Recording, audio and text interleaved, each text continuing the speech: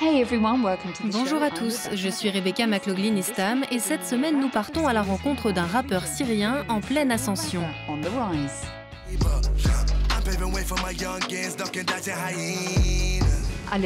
Puis nous irons en Égypte avec des fans de football américain qui veulent élever cette discipline au rang de sport national.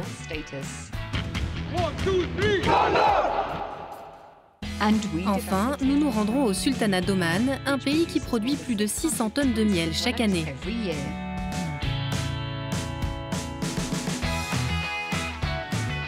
Lorsqu'on parle de rap, on ne pense généralement pas au Moyen-Orient. À Dubaï, un compositeur-interprète essaye pourtant de changer cela.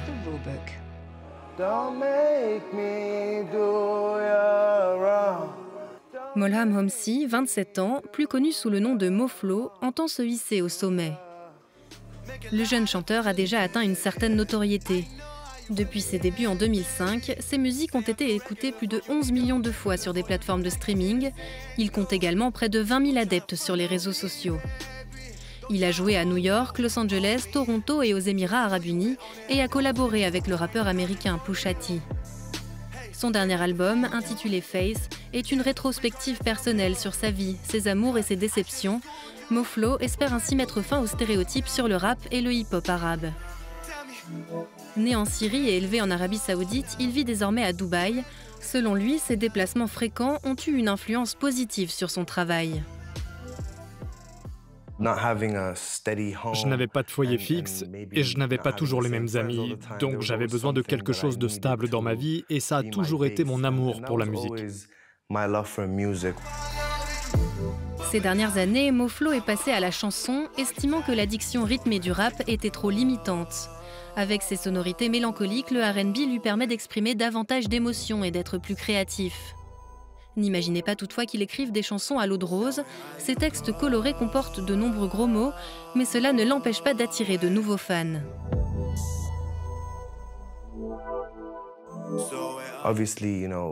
Évidemment, les adultes du monde entier doivent surveiller leurs jeunes et nous devons rester libres d'exprimer qui nous sommes. Mais nous devons aussi faire preuve de vigilance et veiller à ce que les jeunes puissent écouter notre musique s'ils s'y intéressent. Nous ne voulons pas être de mauvais exemples ou de mauvais modèles, mais les deux versions doivent exister quelque part. Pour Mo-Flow, les jeunes rappeurs qui veulent se lancer dans la région se heurtent à trop de barrières et les infrastructures musicales sont insuffisantes, contrairement à l'Europe ou les États-Unis. Ils ne sont pas pris au sérieux et on ne favorise pas leur talent. Donc oui, il y a beaucoup de jeunes artistes talentueux qui arrivent sur le marché, mais il n'y a pas l'écosystème suffisant pour qu'ils grandissent et prospèrent.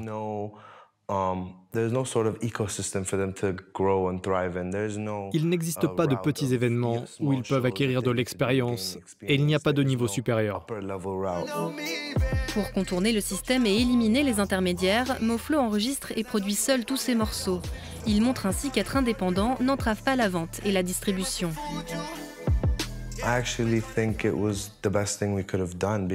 Je pense que c'était la meilleure chose à faire, car on fait la même musique ici que celle qui a été enregistrée dans les studios à 100 000 $, et elle figure à la même place dans les palmarès. Donc ça me laisse un budget plus important pour la commercialisation. Et c'est pour ça que mes chansons ont été écoutées 6 à 7 millions de fois en streaming. On devait mettre en place une stratégie. Une stratégie que Mo-Flow a élaborée avec son frère aîné, surnommé AY. Producteur reconnu, ce dernier a travaillé avec le gagnant de X Factor Middle East de 2015, Hamza Hassoui. Mais malgré sa connaissance de l'industrie du divertissement, AY n'a pas immédiatement pris son frère sous son aile. Vous savez, c'est une affaire de frères. Quand j'avais 11 ou 12 ans, je suis allé à son premier concert en Arabie Saoudite et je l'ai vu se produire devant 400 à 500 personnes. Et c'est la première chose qui m'a fait dire « c'est ça que je veux vraiment faire. Moi aussi, je veux me produire devant les gens, je veux faire de la musique, je veux être un artiste. » À un moment donné, il a entendu ce que je faisais et il m'a emmené en studio et j'ai dû travailler dur pour ça. Je devais prouver que j'avais du talent.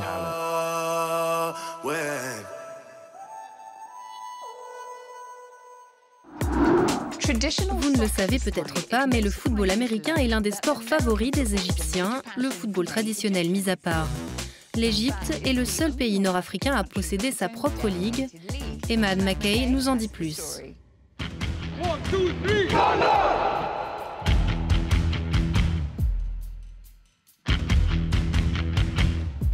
Depuis que le football américain est arrivé sur le sol égyptien, des centaines de jeunes athlètes disent ne plus pouvoir se passer de cette nouvelle passion. L'Égypte est le seul pays d'Afrique qui possède une ligue nationale. Selon le coach Morey Omar, et même si le football classique règne toujours en maître, sa version américaine est de plus en plus populaire.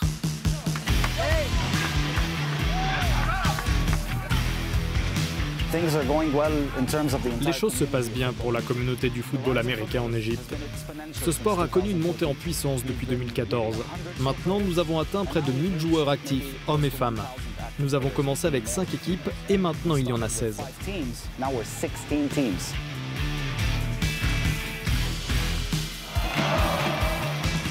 Les fans sont pour la plupart issus des quartiers chics, un signe qui montre que cette discipline n'est pas encore très répandue dans un pays de près de 100 millions d'habitants. Comme aux États-Unis, les clubs ont adopté des noms virils, comme les Chiens de l'Enfer, les Guerriers, les Loups ou encore les Titans. Mais malgré toute l'énergie de la communauté, le football américain doit surmonter de nombreux obstacles, parmi lesquels le manque de financement.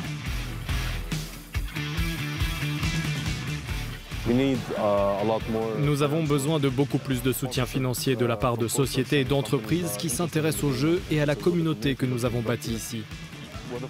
Grâce au soutien que nous obtiendrons de nos sponsors lors des prochaines années, nous investirons beaucoup d'argent pour nos entraîneurs et nos arbitres. Même s'ils n'ont pas encore d'événements aussi populaires que le Super Bowl aux États-Unis, ces jeunes Égyptiens sont sûrs que leurs équipes participeront un jour à des compétitions internationales. Ce qu'il y a de bien avec le football américain, c'est qu'il requiert beaucoup de courage et de cœur. Et je pense qu'en tant que culture et en tant que communauté, les Égyptiens ont cela en eux. Ils ont le potentiel, ils ont du cran, du cœur et de la passion.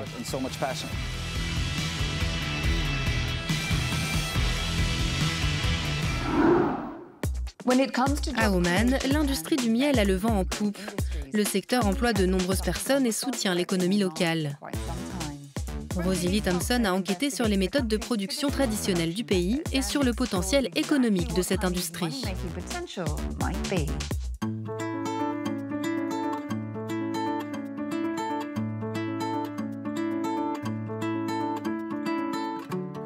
Dans les montagnes à la Djar à Oman, ces rondins de bois creusés sont en fait des ruches. Cette méthode d'apiculture vieille de plusieurs siècles s'est transmise de génération en génération. C'est la méthode traditionnelle d'apiculture au sultanat d'Oman. Les abeilles forment une ruche dans un palmier évidé et l'épaisseur du tronc leur permet d'être protégées en hiver comme en été. Khalfan est chasseur d'abeilles. Cette tradition omanaise consiste à suivre les abeilles depuis leur source d'eau jusqu'aux ruches naturelles cachées dans les montagnes. Mais ces techniques anciennes sont en train de disparaître. Selon le gouvernement, la plupart des apiculteurs du pays se sont tournés vers les ruches modernes, plus rentables. C'est plus facile d'observer, de voir la situation de la ruche, si les abeilles sont actives ou malades, ou si elles ont besoin de nourriture. Mais avec le tronc, tout cela est difficile.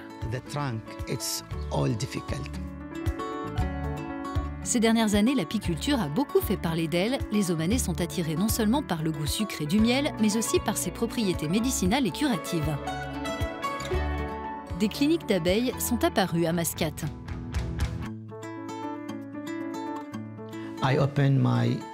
J'ai ouvert mon propre centre de soins.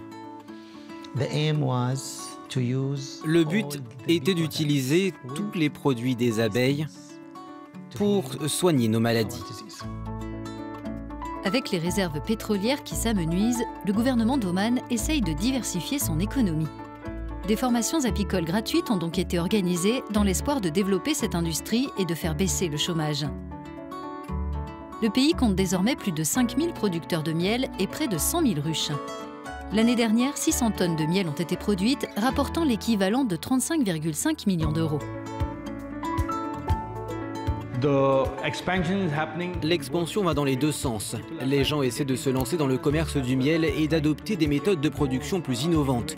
Ils voient beaucoup de possibilités pour le miel, car le niveau de consommation à Oman est bien plus élevé que dans la plupart des pays du Moyen-Orient.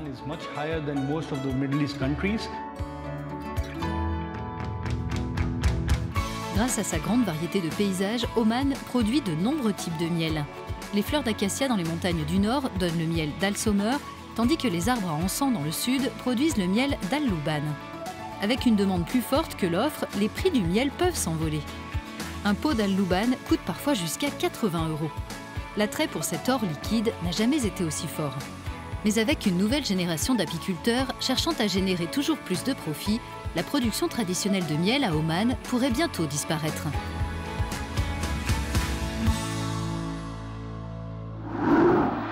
Voilà, c'est la fin de l'émission. Nous espérons qu'elle vous a plu. N'oubliez pas que vous pouvez revoir tous nos épisodes sur euronews.com. Avant de nous quitter, voici ce qui a retenu notre attention sur les réseaux sociaux cette semaine. Rabab, un étudiant en conservation de la faune, a découvert cette ruche dans une cour de maison à Oman. Faisal d'Arabie Saoudite a adoré le concert de Moflo aux Émirats Arabes Unis. Et enfin Youssef qui a partagé cette photo de lui et sa sœur lors d'un match de football américain au Caire.